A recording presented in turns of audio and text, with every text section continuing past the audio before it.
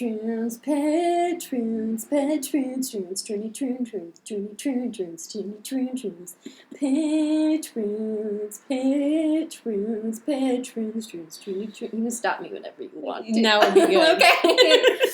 Hello, everyone. Welcome to Shadow and Light, a film podcast with Molly and Sarah. I'm Molly. And I'm Sarah. Today we're talking about Game of Patroons, also known as Dragonwyck, which is a 1946 film that we had the pleasure of watching last week. It was very amusing. It was 2 weeks right ago? after I completed my final for my summer course, so it was already 11 o'clock and we were already tired, but we plowed through. How long is the movie? Was it 2 hours? Yeah, it was like 2.5 hours. Jeez, 2 hours. Wow. We were up late. Yeah, it was worth it though. I was super impressed worth by it. I mean, the 40s isn't really my thing, like movies period wise. If I'm interested in the 40s, it's usually just World War II. But I was really impressed by the whole film. Yeah, I was too. So I think the best way to sort of kick off our Dragonwyck discussion is just to do the standard: who made this film, who was in this film, what did people say about the film at the time of its release, and how did we find this film? Yes. So Dragonwyck, as we said before, was a 1946 film directed by Joseph Mankiewicz, and it was based on a novel by Anya Seton, which was really popular, I think, around the same time. I didn't get a chance to read the novel before we talked about it. No problem. But it was it was produced by 20th Century Fox, and it stars Jean Tierney as the heroine Miranda Wells, and Vincent Price, my boy Vincent Price, as the gothic hero Nicholas Van Ryn. And so when I was doing a bit of research just on background information, I found a review of Dragonwyck from the New York Times by Bosley Crowther. Oh, that's a name. April 11th, 1946, but I've never actually encountered someone named Bosley that wasn't in Charlie's Angels. Yes. So, of the film, it's pretty short, so I'll just read this quickly. Bosley writes, as one whose previous acquaintance with Dragonwyck was nil, even unto a lack of knowledge of what the formidable title means, this reviewer is unable to tell you just how faithfully the film images the book. But we can tell you without reference, the 1 hour and 40-minute film is indeed the most grandiose and obvious repetition of the Bluebeard story that we have seen. Oh, scathing. All right. I know. So, and for those of you who are unfamiliar, I just pulled this up. The Bluebeard tale that he's talking about is a French folk tale that was written by Charles Perrault and published in 1697 in Histoire au conte du temps passé. I'm not even going to attempt that. Yeah, I don't think it was right. And so the story basically talks about a wealthy man who gets into just the hobby of, murdering his wives once he marries them. It just gets kind of bored. Sure. And one of the wives eventually figures it out and say blah, blah, blah, Like, sort of like Scheherazade, kind of. Exactly. Thing. Kills him, gets his fortune, all that stuff. Bluebeard itself is a word known in the Merriam-Webster dictionary as a man who marries and kills one wife after another. So you're all around good frat boy. Exactly. I'm kidding. Exactly. Okay, so back to the review. It says, the arrogant husband is a killer, the little lady is a much deluded child, and the whole atmosphere of palace terror is dutifully embraced. And so he talks about how it just feels so stagnant that it could have just been focused on his contes rather than the Seton story. Yeah. Unfortunately, however, the taut excitement inherent in the tale has not successfully been extracted by the writer-director Joseph Mankiewicz. Vincent Price gives a picturesque performance as the regal and godless Patroon, which is where our introduction came from. Yes. Patroon being a Dutch term for someone who oversees land, which I didn't do a lot of research. That's fine. It's just a general term they like to kick around because of his Dutch ancestry. Right. So he's special. He's a special snowflake. Anyways, Vincent Price uses his face and his carriage to demonstrate insolence. That's all. Clean shaven and elegantly tailored, he still makes a formidable Bluebeard, and his moments of suave diabolism are about the best in the film.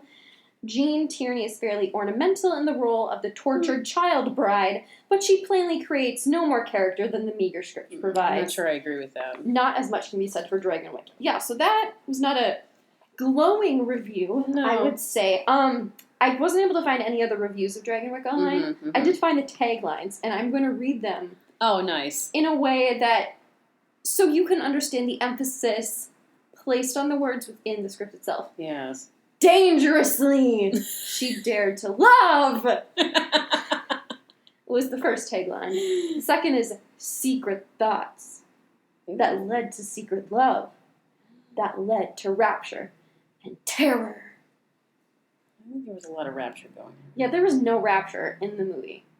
I mean, maybe in a stagnant 1940s kind of way. But, yeah, I guess. Mm. So, yeah, I mean, that doesn't really say much, and honestly, neither really apply to the film. No. I learned about Dragonwyck like 2 years ago from a Jezebel article written by Kelly Faircloth, and she was doing like a spooky Halloween series, and she's like, why haven't I watched Dragonwyck before? First of all, she says Vincent Price is oddly hot, to which I say false. He's always hot. He was quite smoking in this. He's not my type, but I was like, damn, he nailed that look. Well, like, super clean shaven, but miss me with that misrepresentation of his attractive nature, okay? But she has an excerpt from Victoria Price's book, Vincent Price, A Daughter's Biography, and his daughter said that Vincent Price said, I had to fight like the devil for this part. My bosses kept remembering me as the good-natured guy in Laura, which came out in 1924, also Gene Tierney. And I insisted I wasn't that type. And then she kind of gives just a brief synopsis. But the conclusion is so great. She goes, let me tell you what, though. The payoff when Tierney goes to find out what Price has been doing in his attic room all this time is incredible. Dude has basically been spending a lot of time reading about Nietzsche on the internet and decided that actually there is no rational reason that conventional notions of morality should apply to him. Don't ever tell me these mannered, aggressively theatrical products of the studio system aren't frightfully relevant. Yeah, that's really legit. Yeah, that's what drew me. And also, I mean, I'm a sucker for gothic romance. Yeah, well, when you said that romance, for gothic romance, just like inject it into my bloodstream, please. Just an intravenous drip, just Yeah. Well, I mean, I forgot that you said that maybe you didn't say it, but you had read that article. But I thought we were drawn to the movie by your insane thirst for Vincent. I mean, that too. Added bonus. Like, it's all of my interests. Gothic romance, ghosts, talks about murder, Vincent Price. And some feminism in there, though. A little bit of feminism. Like, the feminism is tricky. And it's a little salt on the top of the... It is. Both of the articles I was able to find about Dragonwyck kind of talk about the complicated feminism, proto-feminism that is in the movie, which I think we can get to once you thank you, JSTOR. Yeah, JSTOR. JSTOR is my boyfriend. Yes. So, I think maybe the best way to proceed is now to kind of give a brief overview of what is the plot in the film. Because it's complex. It is complex. First of all, you can find it for free on YouTube. And it's really good quality. Is it in public domain? I feel like it is. Maybe. If not, it's just like a cheapo release or something. Yeah. So the film starts out... Well, it's a very moralistic tale. Yeah. It starts out with Gene Tierney living in this farmhouse, and her family's very, dour and Protestant, and, if it is the God's will, then we will do it. And she's all like, I just want to wear pretty dresses and eat peaches all day and, like, maybe marry a cute guy. And the dad's like, no, slut. He's like, no, we're going to play Russian roulette with the Bible. That's what we're going to do this afternoon. Yes, exactly. Which is actually interesting. Okay, so I'll just bring in the article now. So it's called One Would Die Rather Than Speak About Such Subjects, Exploring Class, Gender, and Hegemony in Anya Seaton's Dragonwyck. Hegemony, as I've stated previously, is one of those words where if you say it, my brain just cannot compute it. It's like nihilism. I know what nihilism is, but my brain just goes, I'm sorry, you're speaking in alien Come back language. later, yeah. But hegemony, I wrote it down so I can remind myself as I'm talking, is leadership or dominance, especially by one country or social group over others. Also, it is the social, cultural, ideological, or economic influence exerted by a dominant group. Okay. So there's a lot of that going on in this film. Yeah, and this article uses hegemonic so many times that I was about ready to just... When you read the word so many times, it doesn't even look right. Yeah. So what it talks about is Miranda, at least in the novel, because this deals strictly with the novel, is at the beginning she's able to understand her father's misogynist attitudes, because he's very much like, you shouldn't want the things that you want, you should want to get married and then, worry about love after, or you need to work around the farm, you don't want to be wasteful, whatever. Mm-hmm. But what she does, and I can't find the exact quote now that I'm looking at it, is that instance where, so at the beginning of the film, it establishes that the family does everything from what the father reads from the Bible. Mm-hmm. The book establishes, I should say, that there are certain passages he's read so many times that she's able to find one that would appear randomly that's actually applicable to her situation, which is wanting to leave. Because she gets this letter from Vincent Price saying, like, hey, what's up? I need a nanny for my baby daughter.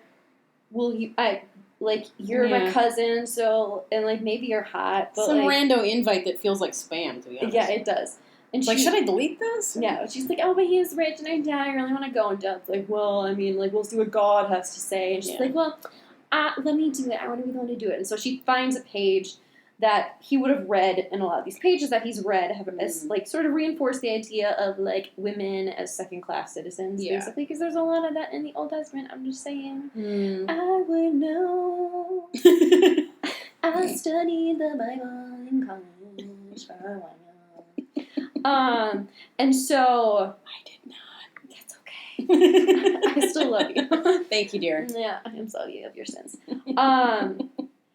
And so she's able to use that to her advantage. And so, at least in the novel, it's much more sort of devious how she's doing it. And so she's interesting. Well, they really don't focus on that in the movie. No, I know. So and I guess I'd have to rewatch to see if there's any kind of subtext. Because the movie, it paints morality very black and white. Yeah, it certainly does. Definitely in the 1940s moralistic tale. It's post-war. We all got to get back to being as moral and upstanding as possible. And it's let's do that through the venue of the 1840s. Right. Whereas the book, it seems, is really kind of playing with these ideas of class and gender. So it's power less structures. heavy-handed than the film. Okay. So then they go to New York, and that's where they're going to meet Nicholas, Vincent Price, and they're in this lavish hotel suite, and there's all this food, and just waiting for them, and the dad's like, this is wasteful, whatever, and she's like, no, let's go, we should have brunch, and he's like, no, let's go pray, and that's when Vincent Price shows up, and he bows his head, whatever, and then he and her dad get into this argument. And this article kind of talks about the fact that Miranda's able to realize as her father's talking, the explicit sexism, whereas Nicholas also has a kind of sexism to in the him. book or the film? In the book. Yeah, okay. Which I think is seen in the film. Because it is. Because he sort of gives her this position, shepherds her around, fashions her in this image that he wants, but it's under the guise of, forward thinking, so it's just as oppressive. I'm showing you a good time. Yeah, it's just as oppressive, but she can't really realize it until much later on. And even then, she,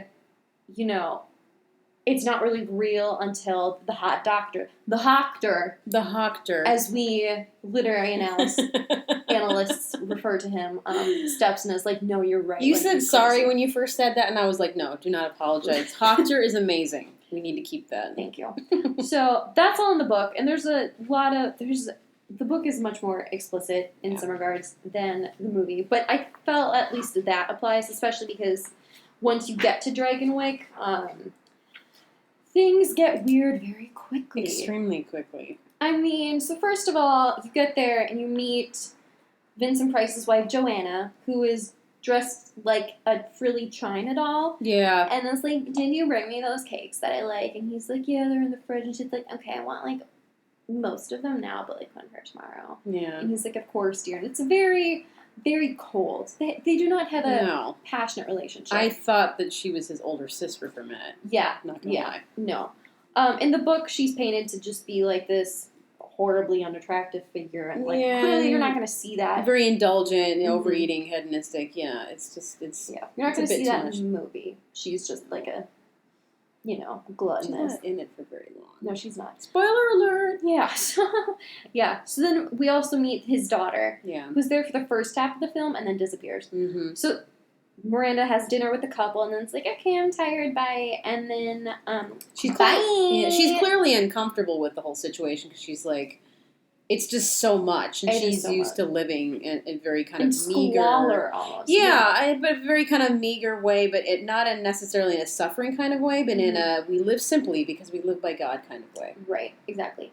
So she goes upstairs, and then this creepy maid says, "Oh man, I don't even remember what she said, but it was something like, you like the feeling of silk over your smooth nubile body," and I was like, oh, tone that down, lady. No, that was, honestly, I think that was one of the creepiest parts of the entire film. It was. Like, Vincent was creepy, but there's something about that maid who you don't see through the second half of the film. She kind of, like, appears like not Miss Havisham. What's the one from Rebecca? Anyway, she kind of appears, says creepy things in like 3 scenes, and then you don't see her again. Like, what was the point? She's replaced with a different maid later on. Oh, that's right. Then we'll get to that part, but yeah. Okay, so Nicholas is a patroon, as we established. So that means he's a wealthy landowner, and he has a bunch of farmers that work the land, and he gets some of their money. And they can't buy or own the land; they just work it, and that's sort of like a weird feudalism system. Yeah. And I mean, that's contrasted with the fact that Miranda's family are farmers that own their own land, do their own shit, all that stuff. They're at one of these gatherings, and the farmers are like, I don't want to give you money. And he's like, this land is mine. You're going to have it free to me tomorrow, or you're gone, basically. And the Hockter shows up. He does. And the Hockter doesn't like Vincent Price for moralistic reasons, I think, because, he wants Vincent Price to sell the land or whatever, I don't know. Yeah. There ends up being a ball soon after this encounter at Dragonwyck, which is the name of the estate, by the way. I don't think I said that. Yeah. And Miranda very clearly does not fit in with the upper class ladies. Yeah. So has like an encounter with them that ends with her storming off. Very much secondhand embarrassment. Yeah. And then Vincent Price is like, you are the only thing that's important here, or you're the only true thing here. Yeah, and he seems to be like the most happy he is in the entire film. Yeah. Which is saying a lot, because he's never happy. Yeah. But then they go off and they waltz in front of everyone. It's a big spectacle and romantic and... Everyone's watching, his wife's watching. Oh, that's right. And after that, his wife just isn't feeling great, and he gives her this really nice plant to look at. Oh, yeah, it's charming. Great. It's an oleander plant, and you know what's fun about oleander plants, allegedly? If you put it in cake, you'll die. Yeah, it's one of the most toxic, or one of the most poisonous house plants or domestic plants you can ever have. Yeah. Which is crazy. I didn't know.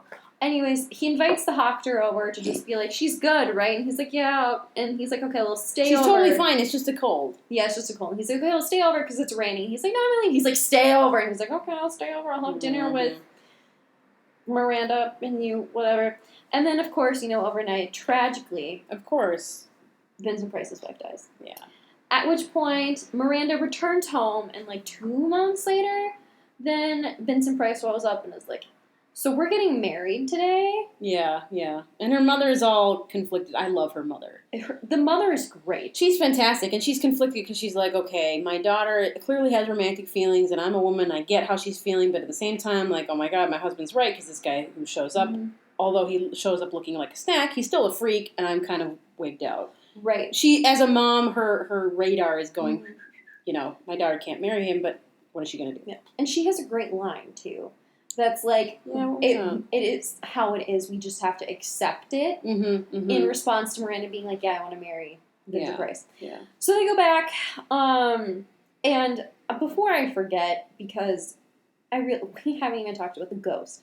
So there's a room, weird. There's a red room, red room, that is my alert, so because Gothic literature loves red rooms, and what they mean, who knows?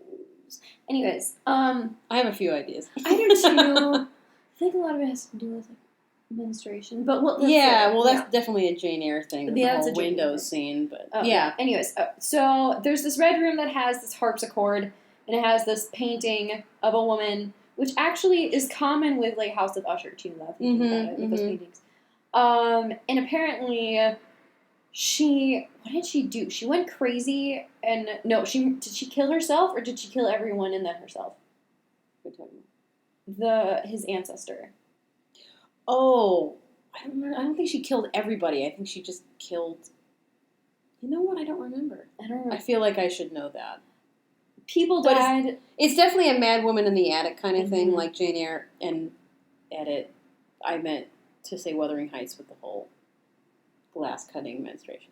The harpsichord room has this portrait of this woman who killed other people, maybe, and herself for sure. Mm-hmm.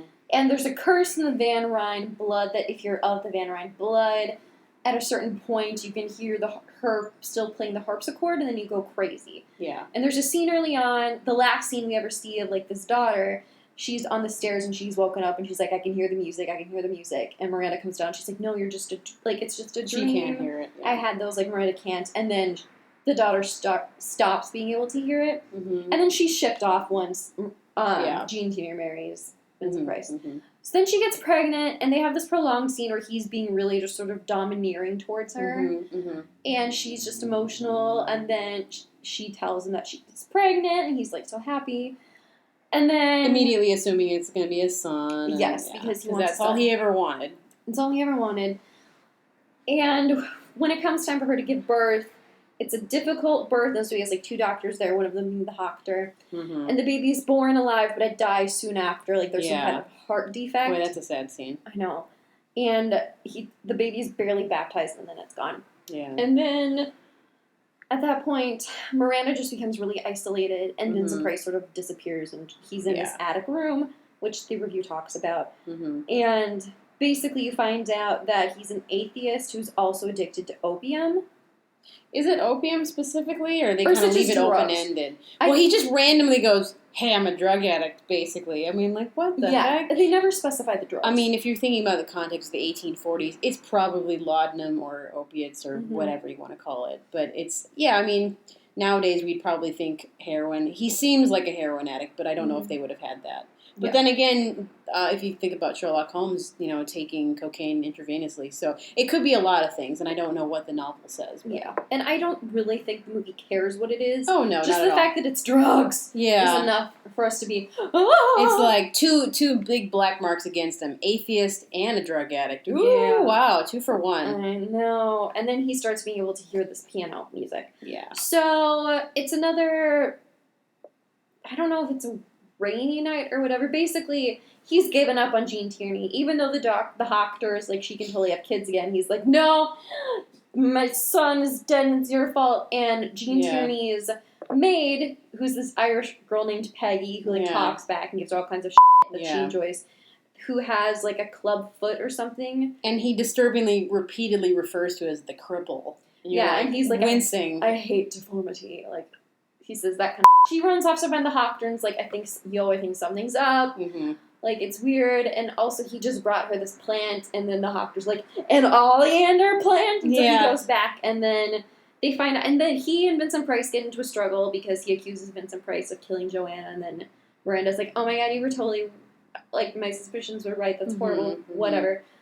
And so they get into a fight, and then he leaves with Miranda, and Vincent Price chases after them, and he's full crazy, like he can hear the music. Yeah, which is a fantastic scene. I mean, him going absolutely nuts. There's something about Vincent Price that really makes that believable, creepy.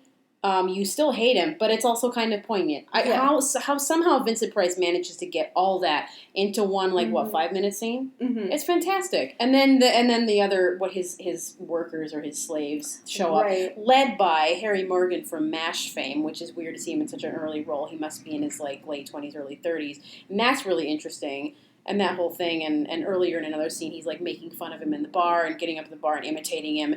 And that big grandiose speech is repeated in this kind of mad scene with Vincent, like acting like he basically owns the world. It's really interesting, actually, because he chases them out to where the Patroon holds his meetings, and he's sitting on the Patroon throne where people would in the past come up and like give their offerings. Yeah, oh my god! And hilarious. He pulls a gun to shoot Miranda, and I think it's that guy.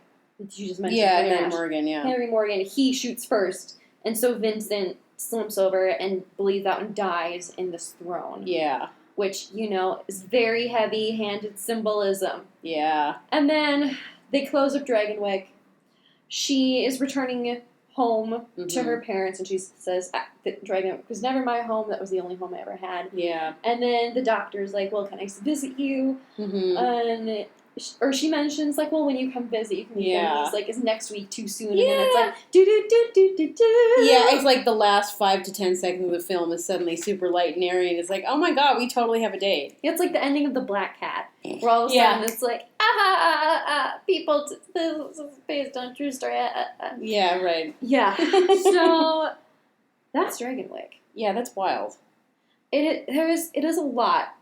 There's so much going on in there because it's like you've got the Gothic, and then you got the moralism, and then you've got this really interesting discussion of atheism, which I found to be really cool, and I even reblogged at one point a post where that little snippet of like, I answer only to me and blah blah blah, and like I kind of agree with that, but he's such a bleep that, you know, it's like you can't really take him seriously because he is so grandiose and so controlling, and you know, so it's kind of. The film sort of hints at that dualism of like, oh, maybe he's right in his assertions, but at the same time, he's so problematic that what he says doesn't really carry much weight. So I'm guessing they explore that in a more nuanced way in the book, and then the film is a little bit more kind of heavy-handed and very kind of, wouldn't say blatantly, but pretty anti-atheist. But, I mean, that's to be expected from the 1940s, so. Yeah, I mean, the things that they point out as evil in Vincent Price... This was one of the major qualms I had with the film, and having not read the novel, I can't really speak to it. Yeah. But the whole ghost playing the harpsichord thing... Shoehorned in, right? feels really shoehorned in. I would have been interested, is the ghost playing a harpsichord that they can hear sort of something they just think they can hear, or is it something they can actually hear and sort of playing with that gray area? Yeah. Which...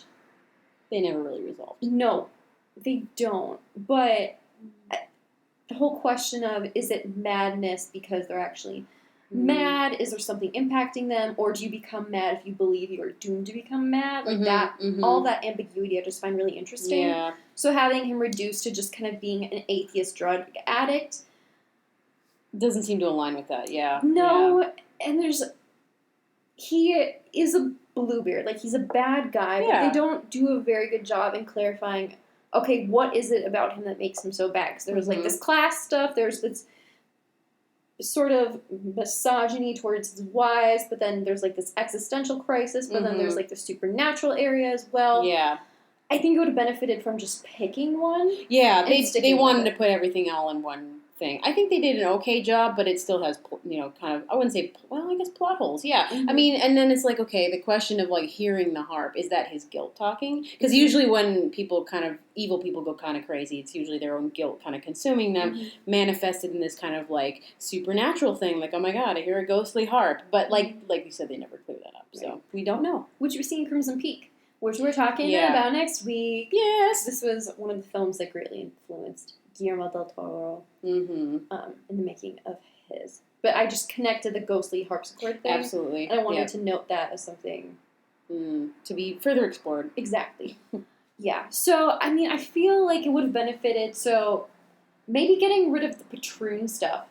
Because, I mean, I get that that's kind of a big part of the familial divide. Yeah. But having that be painted as, oh, he's behind the times, evil, he's behind the times... I feel like you need to have a few moralistic issues that tie up nicely with the ghost that he could feel guilty about. He just doesn't feel guilty about those things. It wasn't well integrated. No. I think they should have picked one or the other. I almost think that I like the Patroon part because it looked at that terrible, terrible classism as kind of his basis for everything, and his kind of, he feels like he has an almost divine right to these people because of his heritage, and so I almost think the harp thing was almost distracting. Yeah, the harp thing somehow, or the story should have been altered to echo that rather than to counteract it, because it seems like they worked against each other, and I'm just a fan of creepy as what we call the Gothic genre in literary studies. And I feel like Hollywood has moved on from the Gothic past at this point in the 1940s. And so I think that's kind of what the problem was for me, is I feel like it wasn't integrated in a natural way. Well, I don't know if you can hear the paper on the recording, but as you said, the Gothic of the 1940s, I was like, oh, she's got a source, folks. So, at last, I can tell it to someone. Feminine point of view and subjectivity in the Gothic romance film of the 1940s. Nice. Yes. Good work, by Whittier. Diane Waldman. Thank you. This was one of the things I kind of talked about because So although the Gothic mode is always permitted, this is a quote from the article, the articulation of feminine fear, anger, and distrust of the patriarchal order, the films of the war and post-war period place an unusual emphasis on the affirmation of feminine perception, interpretation, and lived experience. So it has less to do with the ghost stuff and more to do with just the women's struggle to trust themselves and what they're seeing is real. And so the struggle that they talk about, and what she says in every film from Shadow of a Doubt from 1943 to Sleep, My Love in 1948, the heroine's suspicions about the Gothic male are confirmed. And so it's a shift away from the old where the ghost would be sort of just like a symbol of, oh, he's broken, but I can save him. Yeah. You know, it's like a mad woman in the attic thing, just sort of being like oh no, that's weird. And actually everything you've been thinking, but you've been telling yourself, no, it's not a problem, is a problem. And he's actually just going to murder you with a flower, with a poisonous flower. Yeah. Which I found super, super interesting. I mean, it's still, at the end of the day, since it is, I mean, it's the 1940s. Yeah. It's still within the Gothic tradition and the Gothic hero tradition. So she's still, her suspicions have to be be by an outside male source because, we trust men. Because men are rational. And of course a doctor. Sarah, women are just too emotional. God, and she could just be in her feelings. And maybe Vincent Price is just like a really nice guy. Yeah. He's just misunderstood. Oh, like totally. But he's like a good guy. Oh yeah, oh my God. Yeah. Yeah. And I think the thing that I was amused by in the film is how Vincent Price just kind of, after the kid dies, he just rage quits. Mm-hmm. Instead of just like, hey, do you want to, let's get back on that horse. Yeah, let's get jiggy with it and get back in our rhythm, and hey, when's your cycle? It's like he kind of just... Are you charting right now? Yeah, seriously. When's your fertile period? Yeah, right. Do you have the app? Download the app. I can imagine Vincent Price saying that.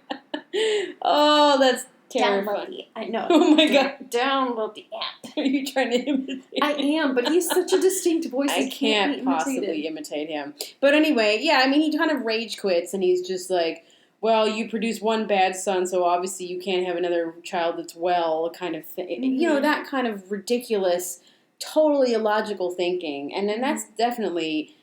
That whole rage quit thing is definitely kind of a point to the way people used to think, 100, 200 years before this particular, novel takes place. Mm-hmm. So I found that interesting. Mm-hmm. I did too. He immediately dives into drugs. Yes.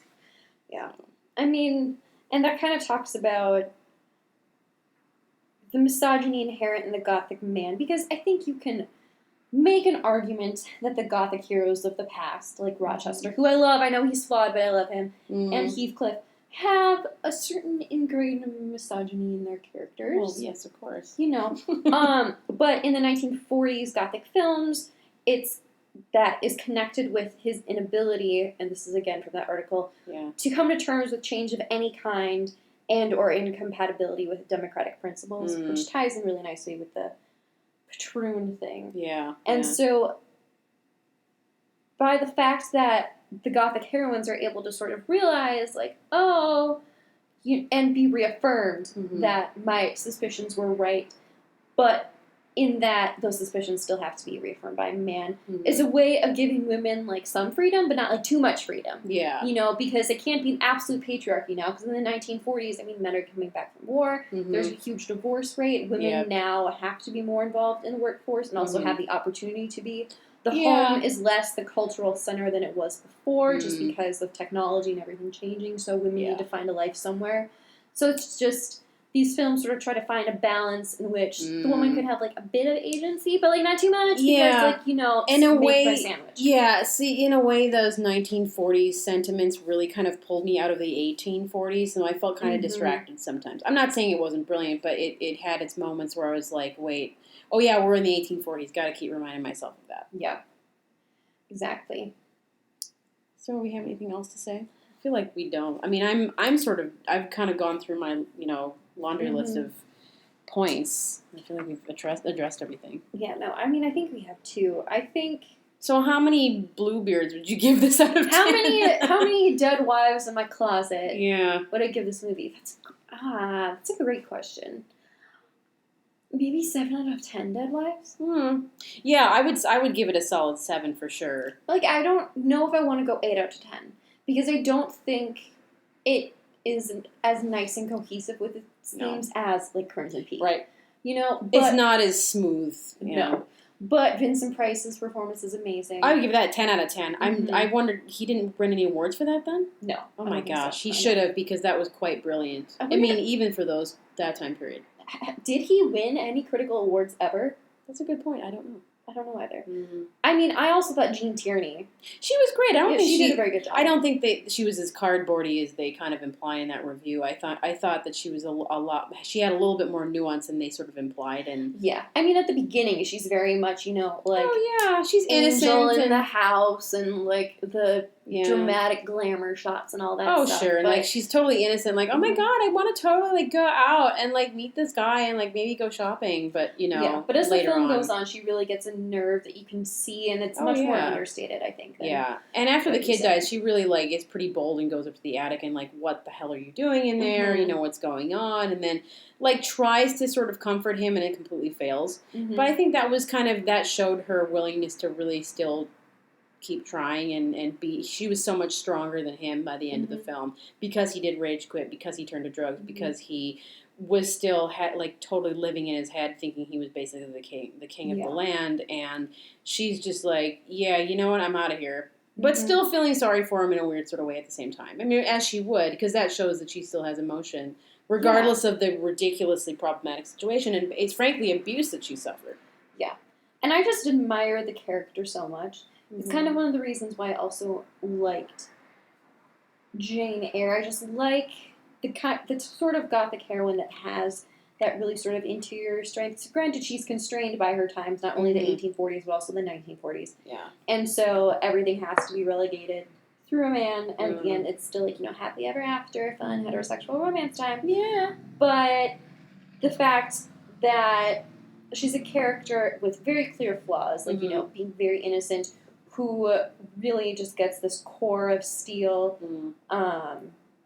and doesn't take it at the end of the day, is just something I really admire. I really admire that too, and I think Jean Tierney is really strong for that, because she does project that kind of innocent stuff really well. But I've seen her in so many films where she does, like, the tables have turned and suddenly she is much more strong, and she exerts a lot of great power, I think, in her decision making, and she's scary bitch face. It is fantastic. So I mean, I can understand kind of where the reviewer is coming from, because she does have that kind of stereotypical 1940s woman's look where she's kind of perfect and she's a little bit flat, but I think Jean Tierney brings a lot to that role. Yeah, and like you said, I mean, as we were watching the movie, that sort of direction for women was just part of the time. Oh yeah, it was a thing. I mean, I think partly it was censorship codes and all that stuff, because if you look back at the 1930s, pre-code, even and post-code, the Hays Code, the women were much more kind of powerful and full of gumption and all that kind of good stuff. And you see in the 40s that toned down a notch, because people didn't want anybody to be a threat, man or woman, to that system of patriarchy and everything. They wanted to keep that in place after the war and how destructive it was. So, yeah, I mean, I think she keeps a good balance between, the kind of, like you said, kind of standard cardboardy type of 1940s woman and that kind of, great sort of Victorian heroine that you see her play. Yeah. And the hot doctor's hella hot. Oh, yeah. He's 12 out of 10 hot doctors. Yes. Would recommend. Yes. Would go to my annual checkup with that doctor. Oh, yeah. So I've been really feeling faint lately. Would you mind checking my pulse? Oh, what was that? No, I don't really eat apples anymore. Yeah, right. Yeah. All right. Well, I think this has been Dragonwyck. Yes. And 7 to 7.5 Dead Wives Wives in My the Closet. out of 10. So Exactly. would recommend if you're into 1940s films, if you're into Gothic, pseudo-Gothic, and anything involving sort of the quasi-feudal system of the 1840s. And Vincent Price. And Vincent Price, who looks super smashing. He looks very smashing. Very nice. There are no mustaches in this movie, but he makes up for it just with that strong jawline. Damn right. Yeah. And like we said, next week we're going to be talking about Crimson Peak as both our transition into Deltober. Yeah, finally, which we were going to do last year. But, life happens. Yes. But also just because it feels like it is such a natural turning point. Absolutely. Into sort of talking about Guillermo del Toro's process and where he gets his inspiration the heritage from, of Gothic, for sure. Yes. Perfect. Yeah. So, we will see you then. Next episode. Don't murder your wife.